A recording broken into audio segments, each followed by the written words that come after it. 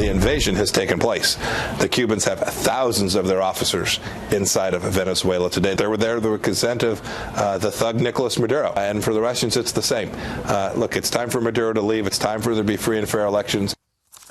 All right, back with a Fox News alert in the chaos erupting in the streets of Venezuela. The United States backing the Venezuelan people's fight for freedom from a regime. But what about the outside influences in this, like Russia and China, which are behind the regime itself, the Maduro regime, backing him? Joining me now to discuss our foreign policy panel, former State Department Foreign Service Officer Lindsay Singleton, Debbie D'Souza, who was born in Venezuela, and senior fellow and military expert Lieutenant Colonel Daniel Davis. Yeah, Lindsay, over to you.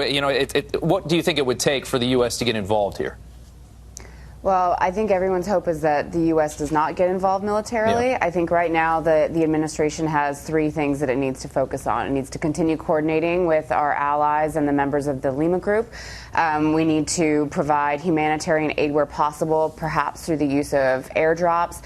And third, we need to continue the pressure on Maduro and his cronies to get out. Yeah, Debbie, Pompeo said yesterday that Maduro was on the verge of leaving in the morning. He was going to bail and go to Cuba, and this would have all been over, and the Russians convinced him to stay. He denies that. What do you think?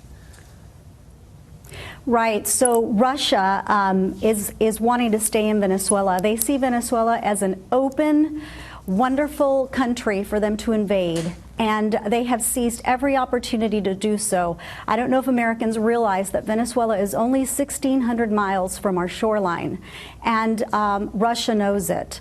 More importantly, I'm afraid that Iran also has its sight on Venezuela and has been there for many years.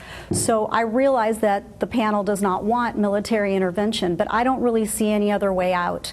I feel that perhaps maybe more of a Reagan doctrine to help arm the military that backs Guaido, and maybe some of the other countries in South America that want to put the boots on the ground. But I believe we have to do something militarily. Maduro is not going to leave. Russia is not going to let him leave. So you say military involvement from the United States is necessary. Debbie, over to you. Mario Diaz-Balart, a congressman from South Florida, said last night, or presumed, I think, that there could potentially be nuclear weapons that have been brought in from Russia sitting in Venezuela right now. Do you believe that?